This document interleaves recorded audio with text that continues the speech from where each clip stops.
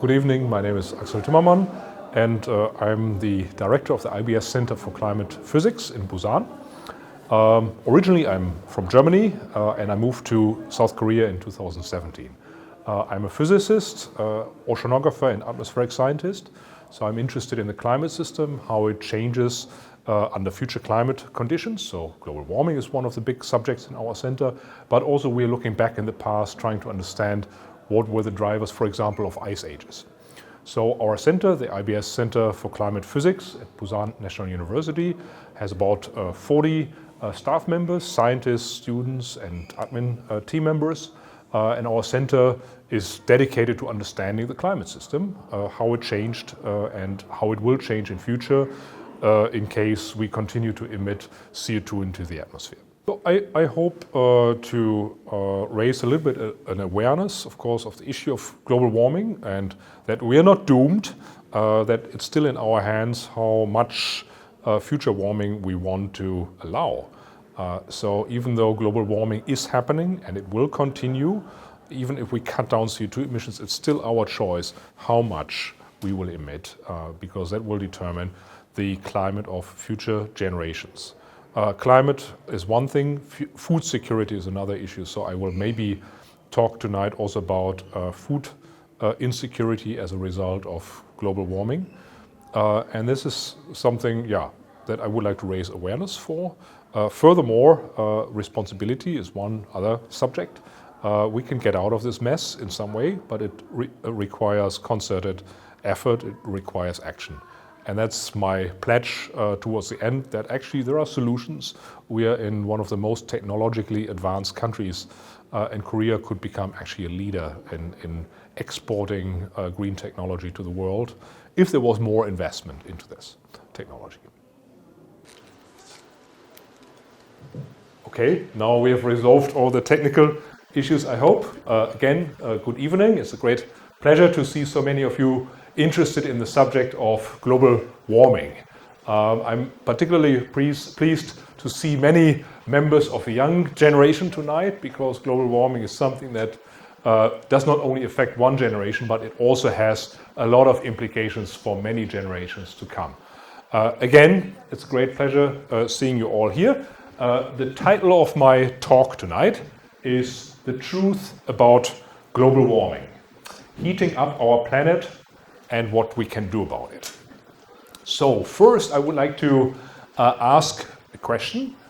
Who of you, and you should all have translation devices if you're not fluent with English, who of you has heard of global warming before? Please raise your hand. Okay. All right, everybody. Who of you thinks that our planet is warming up? Okay, all right, most of you. Who thinks that man, us, is responsible for the warming? Any hands? Okay, still most hands, that's very good. Who has heard about ocean acidification?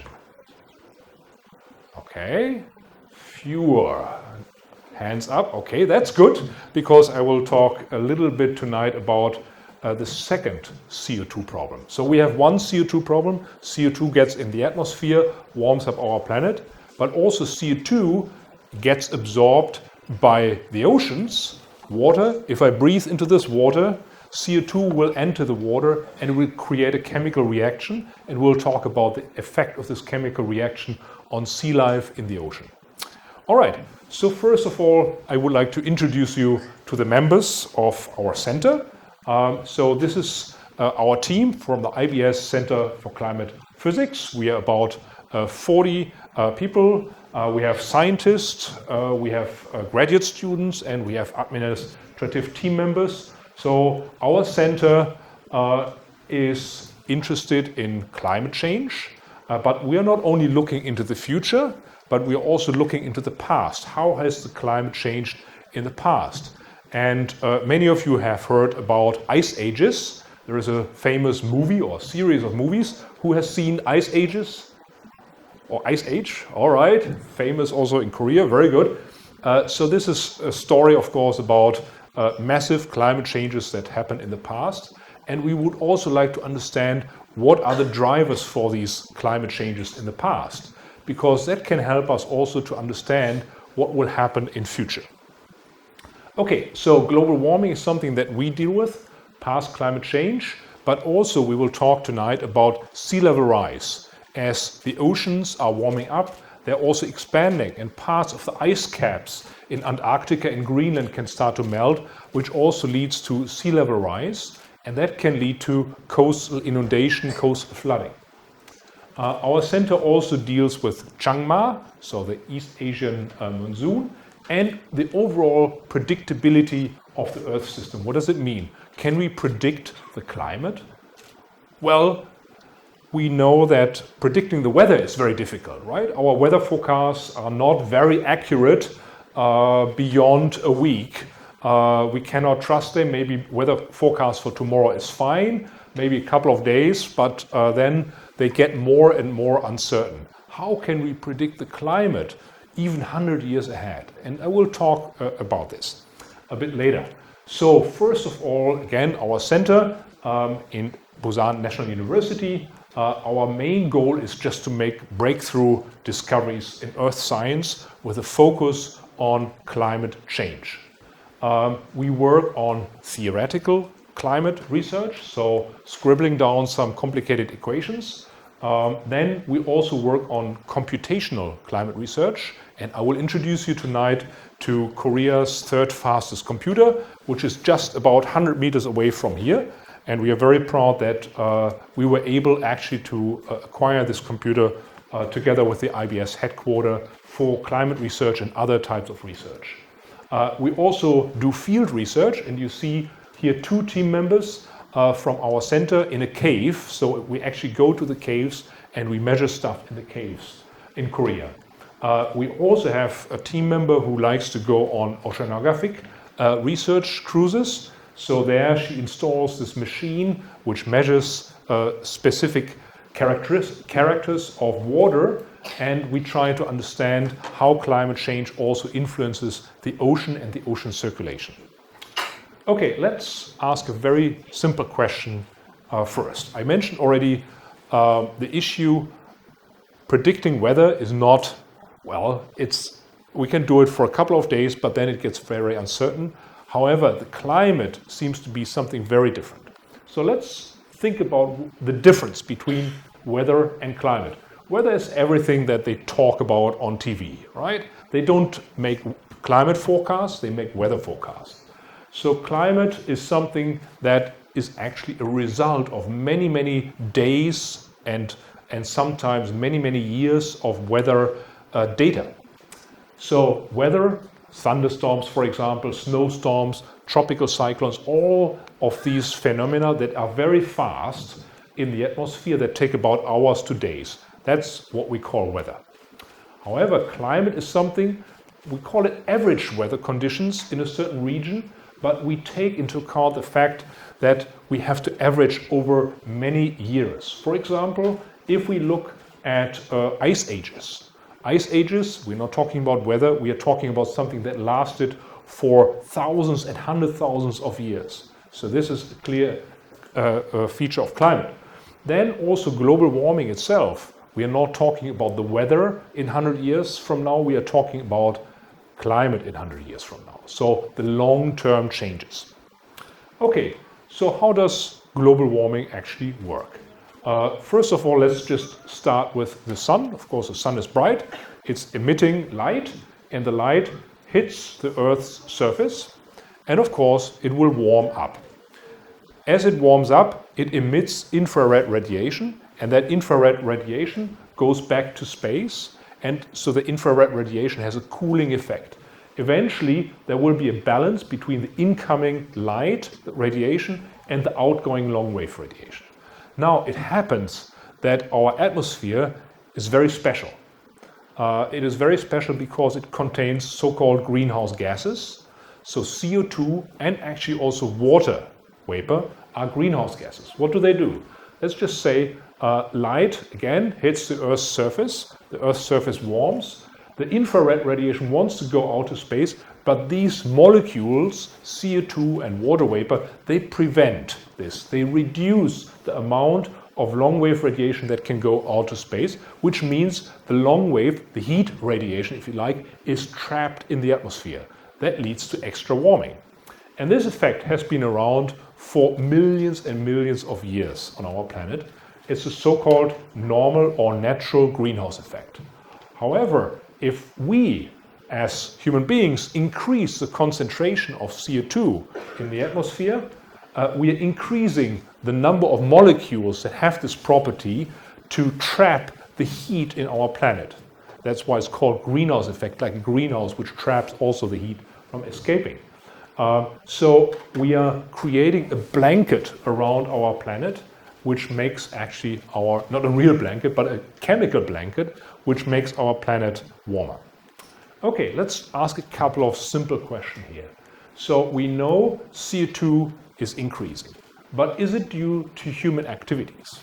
And well, this is showing essentially the main elements that play a role in the so-called carbon cycle. And those of you who got an ocean book, the blue book that we published, there is more information also in there. So we have the ocean, we have land, and all of them participate actually in the global carbon cycle.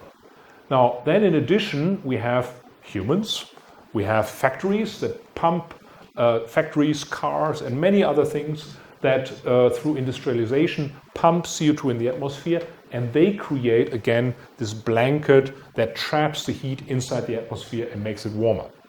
Now what we can do is we can measure the CO2 in the atmosphere, and that has been done since 1956 quite accurately. It goes all the way to the top, and actually a few last years are missing. But there is one interesting feature that you see immediately as a function of time. This is present day. This concentration of CO2 in parts per million goes up from 320. Now actually it has already exceeded 400. So why is it increasing? Because we are burning fossil fuels. And every fossil fuel burning creates CO2. Okay, so now let's compare this effect from humans against the effect that just nature, biology itself can do. So we are looking here at a satellite movie of the greening, the breathing of the biosphere. We are seeing the greening in the high latitudes, then this is summertime, now it's winter time, and so on.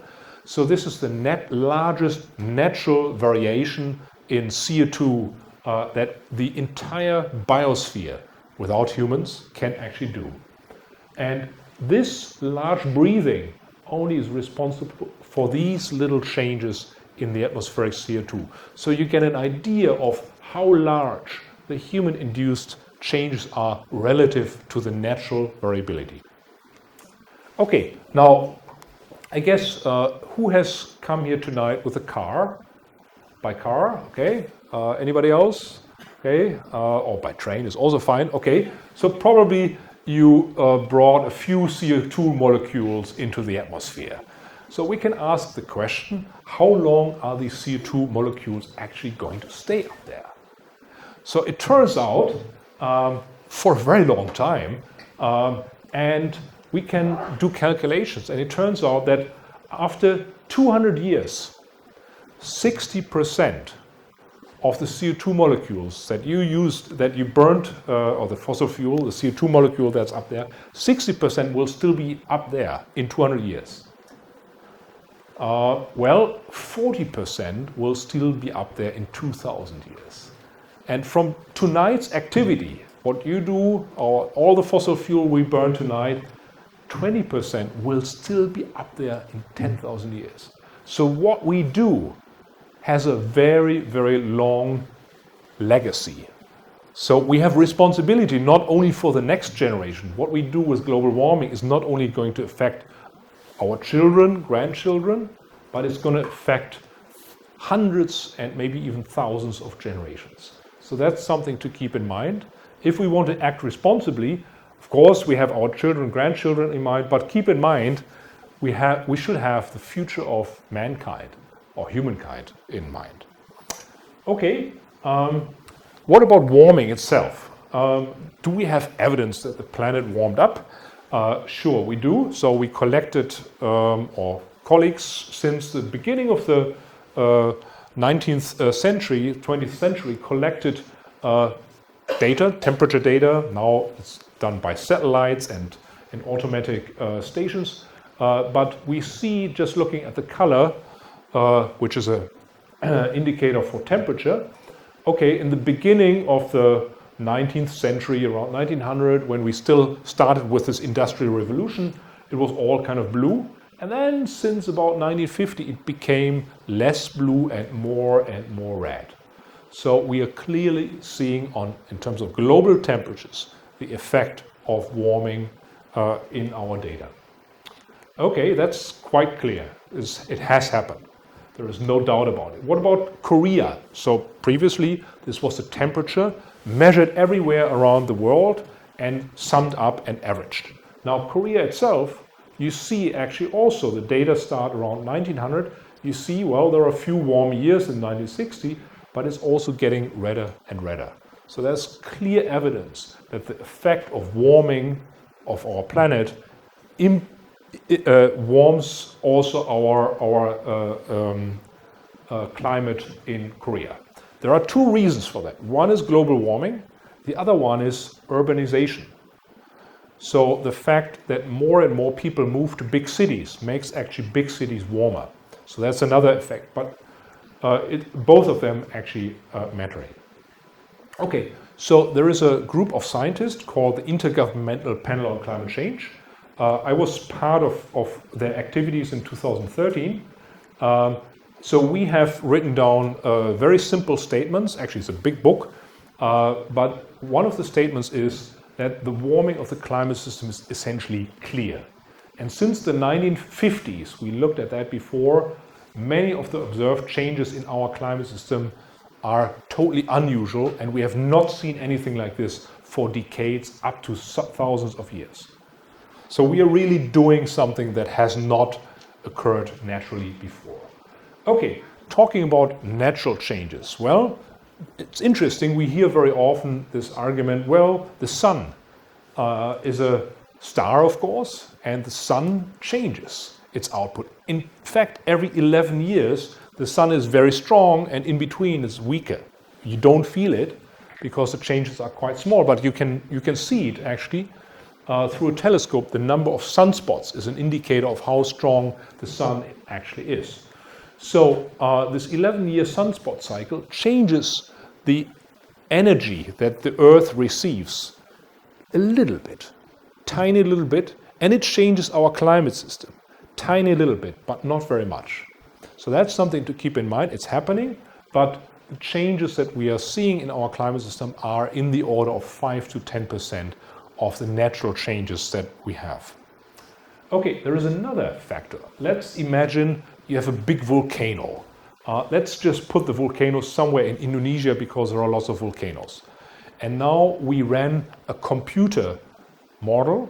So we simulate the climate system virtually in a computer. And we will see what happens. So 1815 is the time when the so-called Toba volcano erupted. It was one of the strongest eruptions for the past 1,000 years.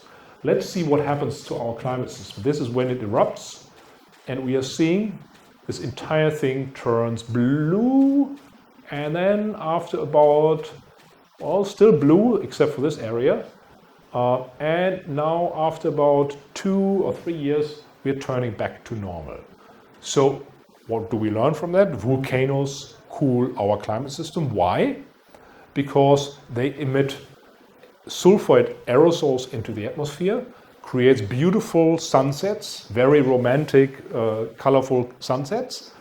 It's like Mise Monji, has its beauty, but it does not have beauty everywhere. So this is something to keep in mind. Aerosols in the atmosphere, natural aerosols through volcanoes, but also the aerosols that we bring into the atmosphere, most of them have a cooling effect on our planet. So we can't explain the warming without. Okay, then we have a third contributor. So if we look at the global temperature, okay, it's warming up, we know that. But also, there is a little bit of wiggly stuff there. So the main contributor to these little wiggles in the global mean temperature is El Niño. El Niño is a phenomenon. It's a naturally occurring climate phenomenon. Every about 7 years or so, the eastern equatorial Pacific warms up tremendously, actually by up to 3 degrees Celsius. And this warming also we can see in the global mean surface temperature.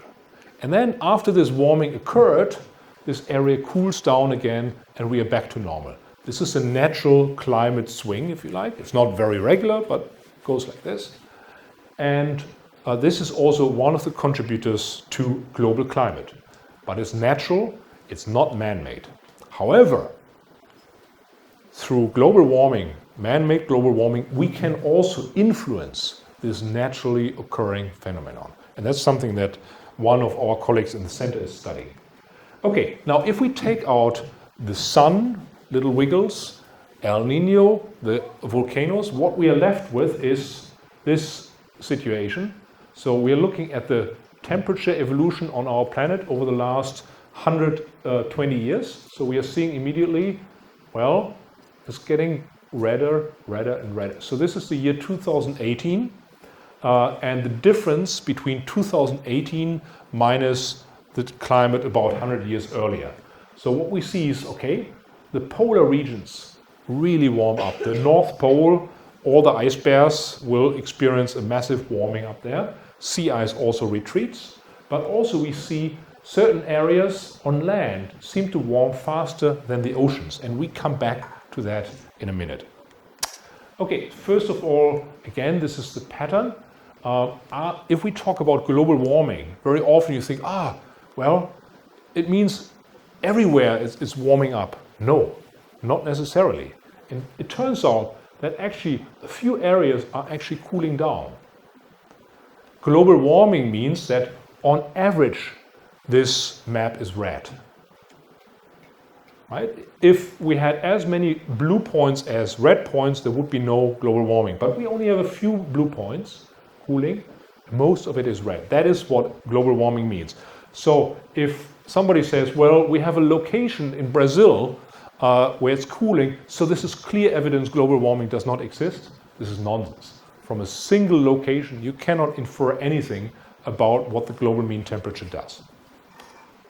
Okay, so how much have we actually contributed? So I said it's warming up, there are natural elements on top of it. So it turns out climate scientists are like crime scene investigators, CSI. So we are trying to figure out what are the causes, what are the drivers. And so we all have a fingerprint. Global warming also has a fingerprint, not a real one. But the fingerprint is polar regions warm faster, land warms faster than the ocean. So we can look in the observations for this pattern. And what we can see is that actually most of the warming that occurred fits to this very specific fingerprint, to this pattern. So we can prove it's not any other cause. It is clearly unique to global warming fingerprint. Other factors, for example, aerosols or the sun, their pattern in terms of warming is very different. Okay, so now we talked a lot about warming. Warming, there is energy, right? So we will have a little experiment here to wake you up. And this experiment is just addressing the question, if the heat actually wants to escape to the space, but it's trapped by the greenhouse gases, the CO2 in the atmosphere, and it keeps warming our planet, where is all the heat going? Where is the energy going? Is it in the atmosphere? Anybody thinks in the atmosphere? Okay, well, we'll see. We'll do a little experiment here. So I will need a volunteer. Anybody volunteering? Oh, so many hands. Oh my God. That's going to be difficult. Me. Okay. Let's take you. No. Okay, that's fine. You're standing up already. We need 2 volunteers. How about you? Yes? And the gentleman in the blue. Okay?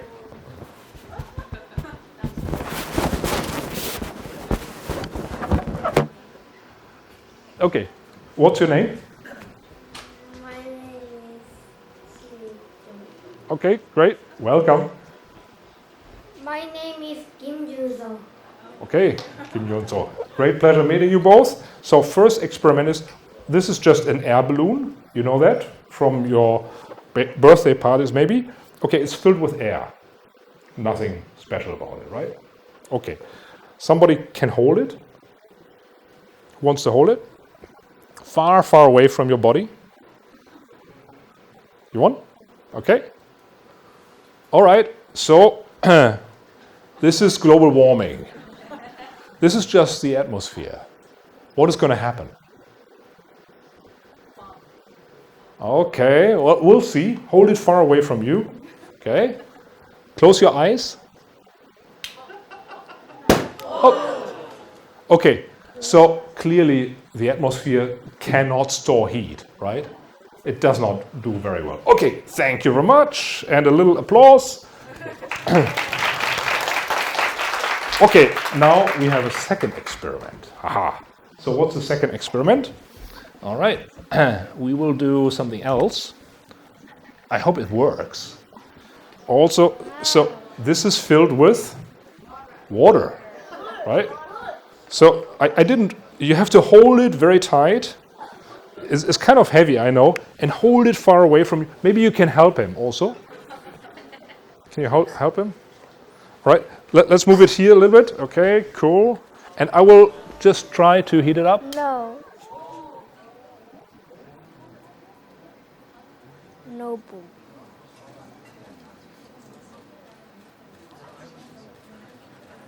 And I could do it for minutes and minutes and minutes. Nothing will happen. Thank you very much. Great applause to you. Thank you. Okay, so what have we learned? Water can absorb a lot of energy. So where's the water? It's in the oceans. So it turns out that 90% of the energy that should radiate out to space, but gets trapped by the greenhouse gases, actually enters the oceans. And these are some of my oceanography colleagues. So they measure the heat, the temperature, and the heat in the ocean, the energy. And it turns out, if you look at this, so the temperature measurement started around 1950 or so, we are seeing clearly the increase of heat in the ocean, and it's massive. The amounts of heat are gigantic. So what happens if water gets heated? It expands. It expands, and that causes sea level rise. How do we know it expands? So everybody, of course, nowadays you use a digital thermometer when you have fever, but the good old days you had a mercury thermometer or alcohol thermometer. So you saw if you had fever, it expanded, right? It went up. So if we put so much heat into the ocean surface, the ocean volume should expand. And that's in fact what we can see. So from the space to what we do as climate researchers. So some of our colleagues, they go to Antarctica, they go to the ocean and measure stuff, or to caves, as we do in our center. But there is another way of understanding the climate system. And it's kind of magic, I would say. So the equations of the climate system, they are equations about how water moves in the ocean, how the atmosphere moves, how radiation goes back and forth in the atmosphere. So these are very complicated equations. They are so complicated that I couldn't solve them by hand. If I were to solve these equations by hand, it would take me about 2 million years to complete the calculations. So I'm not a fast calculator, but we need a fast calculator because we don't have that much time. So these equations, we actually calculate them. We find the solutions on computers. Computers are very powerful. And I just wanted to tell you a little story about my own experience with supercomputers. So when I started my PhD thesis, so graduate student at the University of Hamburg in Germany, Germany just bought the fastest computer at that time. It's a Cray computer. I was very proud that I had access to that machine in 1995 actually, and it was able to do 5 billion calculations per second. That sounds pretty amazing. This thing was like the gold star of computing worldwide. It's as fast as my iPhone nowadays. So that has changed. Then, okay, I was able to start my professorship at the University of Hawaii in Honolulu and was able to get access to the fastest computer. At that time, it was the Earth simulator computer in Yokohama. And it was about 800 times faster than this machine. So we were all very excited, well, could use this. The computer itself is, there is no photo of the entire computer. It's as big as a football stadium. One computer, and it needed so much energy that actually they had their own power station. Okay, big thing, and we did some amazing things. And then, not much later, our center, in collaboration with the IBS headquarters, we purchased Korea's third fastest computer, and 85% of this machine is dedicated for our climate research.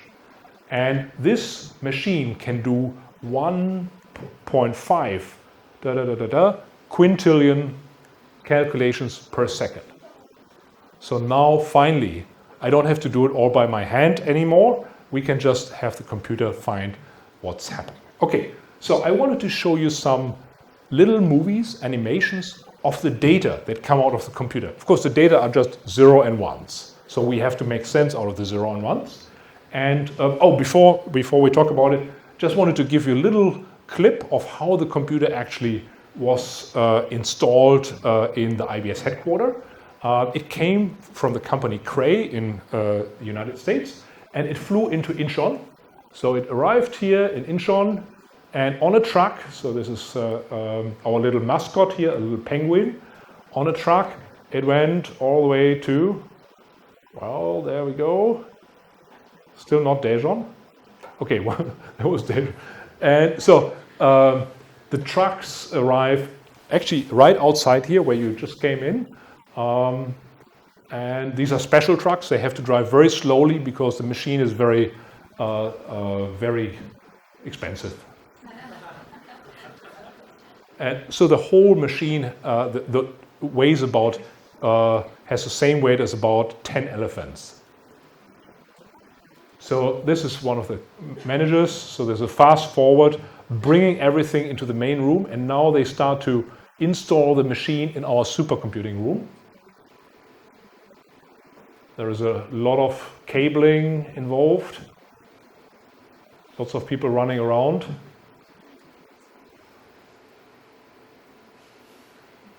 And just remember, this is fast forward. It's not natural speed.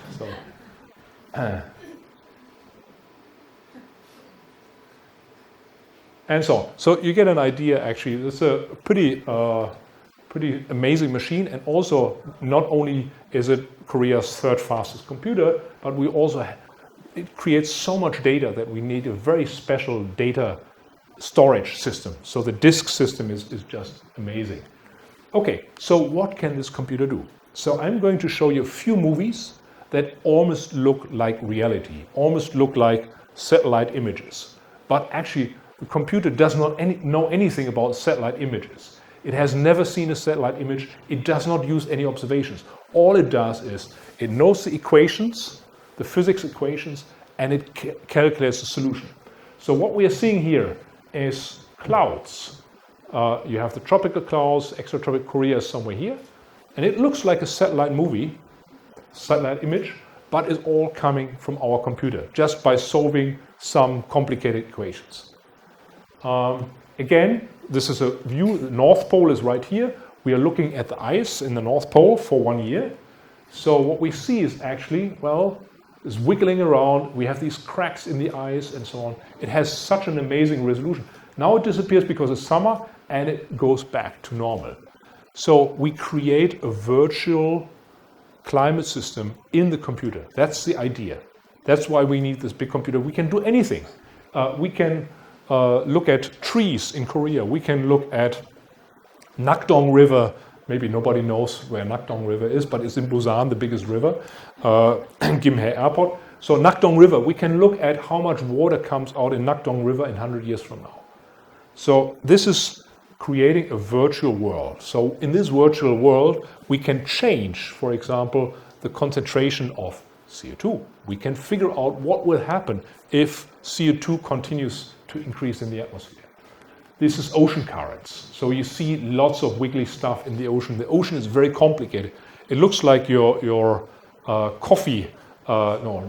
Many of you don't drink coffee yet, but if you stir in the coffee, you have some kind of turbulence. This is temperatures around Korea and so on and so forth. So we can look deep into the ocean. We can look high up in the atmosphere to figure out what does our virtual Earth actually do, and what does it do if we change certain parameters such as CO2.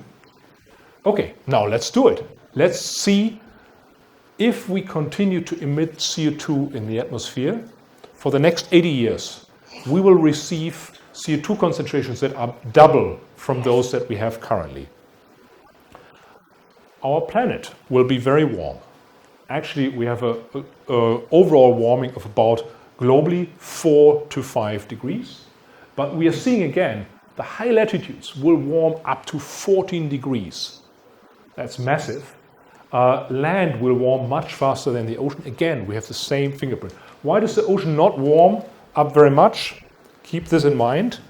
The ocean absorbs the heat, right? So it does not warm up as fast as land and the atmosphere. Okay, so I wanted to show you also some results. They have not been published. You are the first ones actually to see these results.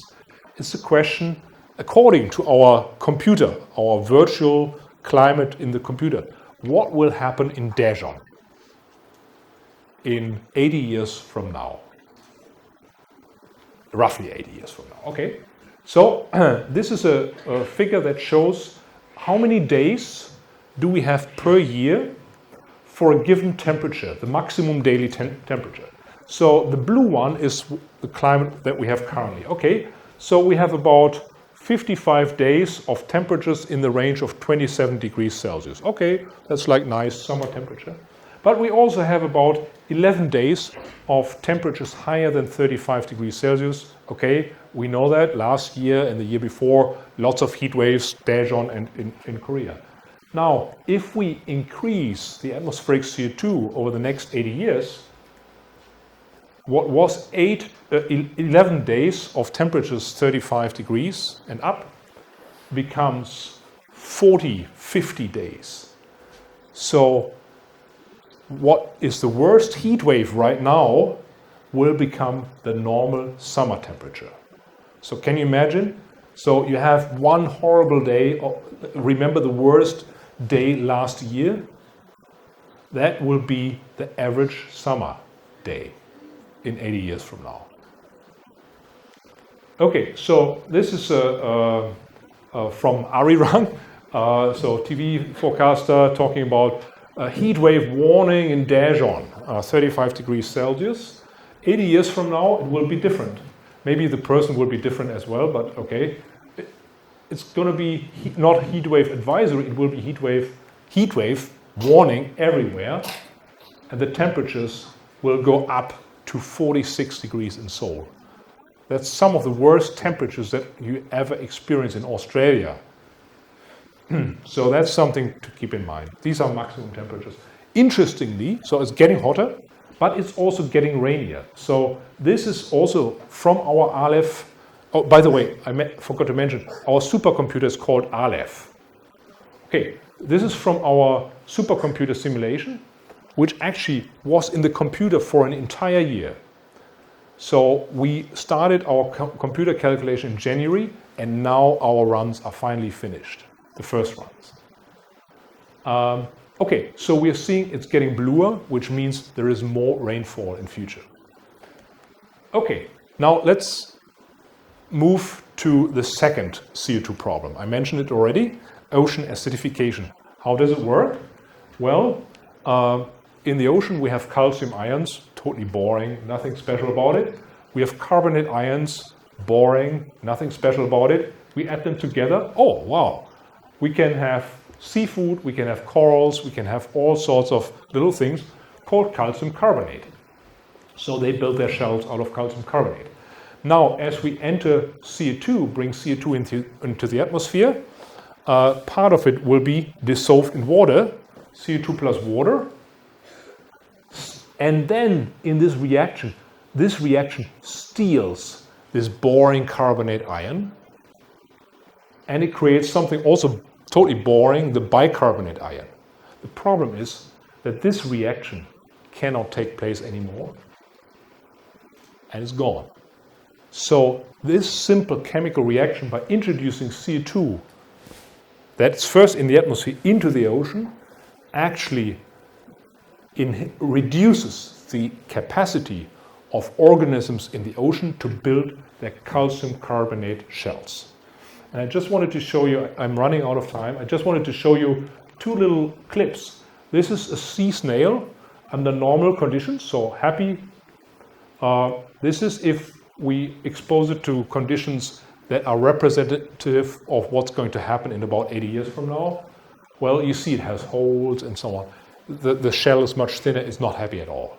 So that's something to keep in mind. And we have prepared a video here that shows the effect of ocean acidification, of this chemical reaction, on the calcification. Coral reefs are calcium carbonate. So wherever it's green, it's okay. We can form calcium carbonate. This is present. This is 50 years, 60 years ago, or 70 years ago. I remember. Okay, and now we see time goes forward, and we are seeing it's getting orange.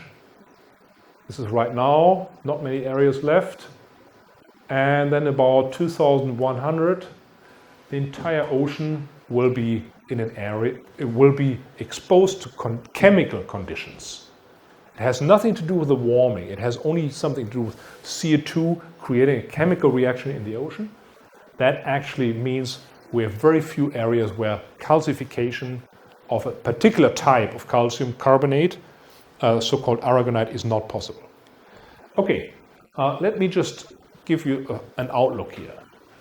Some of you have heard about the Paris Agreement. It was a milestone agreement where about 196 countries came together, and most of them, except the United States and Syria and Nicaragua, signed a treaty which essentially reduces CO2 emissions into the future to cut down CO2 globally.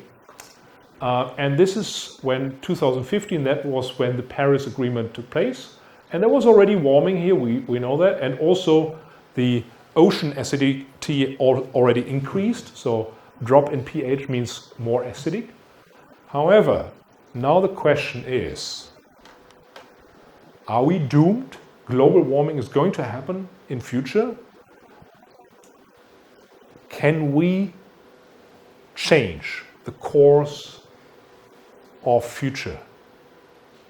Can we change what will happen in future? Do we still have a chance to modify the outcome? And the answer is yes. Even now, even though we have created already global warming, we can cut down CO2 emissions, and we will be in a world where temperature will still be warmer than before, but not as bad. Where the ocean acidity will still be worse than it used to be, but still not as bad.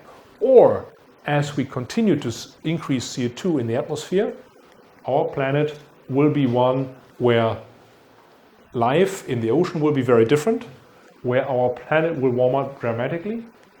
Or is this our choice? So we still, by changing the policies, by changing technologies, by changing our entire economy, we can still determine which pathway we want to take. And keep in mind, whatever we do will stay in the atmosphere for hundreds and thousands of years. So any decision we make right now on the direction, this way or this way, will actually impact humankind for hundreds of generations, if humankind survives that long. Okay, so what next? Well, we are in one of the most technologically advanced countries in the world.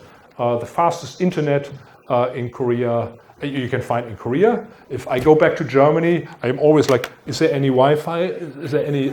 Nothing. So Korea is really amazing in that regard. So this is also a country where new ideas grow very fast. This is an area where essentially we can figure out how to use technology in a smart way to reduce CO2 emissions. Right now, the way we use energy is stupid. We waste energy all the time. Our houses are not insulated. We are driving cars that are too big to actually make sense, including my own. We are not really using the fact that during daytime we have a very different energy profile than during nighttime, and so on and so forth. By storing energy, by using battery technologies, we can become much smarter and not waste as much energy as currently. So there is a chance here, and I just wanted to say, last word here, reducing CO2 emissions has several effects. One is it can create a green economy where we actually support technological advances that drive down our CO2 emissions. And Germany has benefited from this tremendously. So Germany created a green economy. This is growing much faster than the fossil fuel industry, which is actually dropping. Then, of course, reducing CO2 emissions means great. We are reducing global warming. It also reduces air pollution, misemonji. So much of the misemonji, of course, a large fraction of it comes from China. Okay, we can blame Chinese, but also part of it comes from Korea. And the moment we cut down fossil fuel burning, air pollution will drop dramatically. So this is another problem, but they're connected. And that's interestingly the reason why China is interested in reducing CO2 emissions. They don't care that much about this one, but they care about air pollution. Well, still very bad, but they want to cut it down. And they have figured out it's an economic opportunity. So this whole thing, if you do it right, can become a win-win-win game. Everybody's winning, except for the fossil fuel industry. Okay, with that, I will stop, and I'm happy to take any questions you have. Thank you.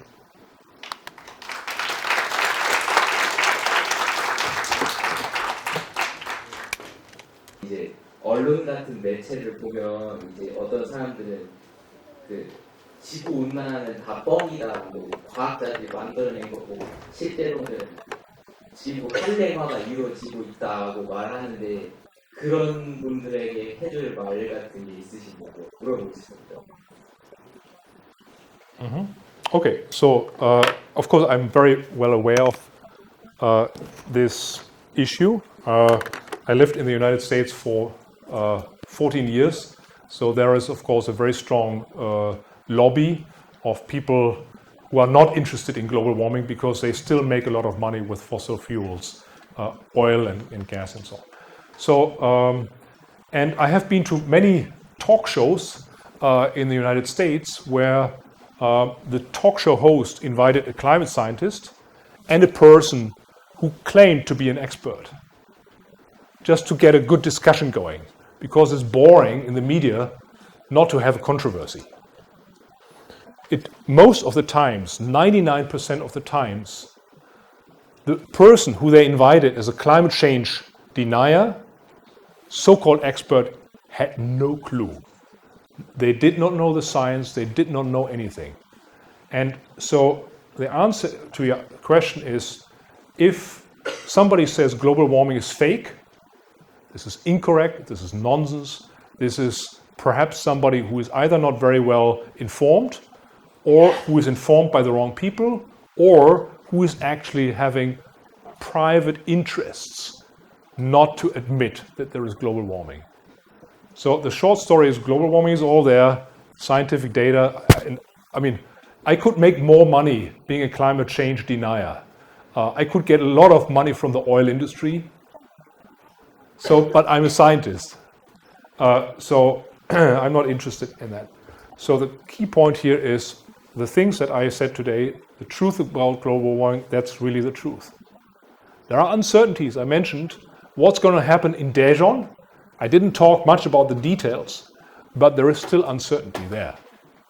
Going from a global picture, which is very clear, to very regional features, that is something that we need these supercomputers for, because that's absolutely new terrain. That's the new frontier of climate research, that from the global picture, everything is warming up, there is more precipitation globally, we need to zoom into the smaller areas. And that's, so if you find climate change deniers in the blogs, media, anywhere, social networks, they got everything wrong. Sorry for that.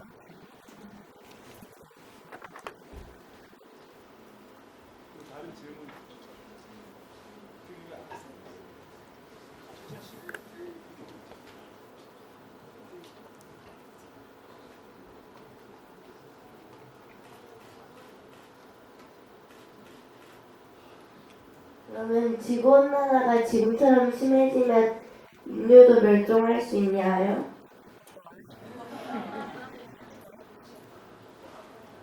Okay. I think this is a very good question. I don't want to be too negative, but let's just say if we don't cut down CO2 emissions, warming will actually impact global food production. People think that global food production will drop by 15% per degree warming. Warming up our planet over the next 100 years, if we don't cut down CO2 emissions, means 3-degree global warming, which comes as 45% reduction in global food supplies. So we will enter an area of massive food insecurity, and that will have a large effect on global populations. It will cause migration, it will cause political unrest, and so on. So that's the societal side. I think we can survive it, but the question is, who is surviving it? And that is where this idea of climate justice becomes important, because what we bring into the atmosphere will mostly affect people in areas such as Africa that have not contributed to global warming very much yet. So we are causing a problem that they will actually suffer from most, even though they're not mainly responsible for it. So that climate injustice is going to be the reason for a lot of political conflicts in future. So unless we cut down, of course. But we will survive as species. We won't survive other things probably, but global warming, I think we can, certain people will survive.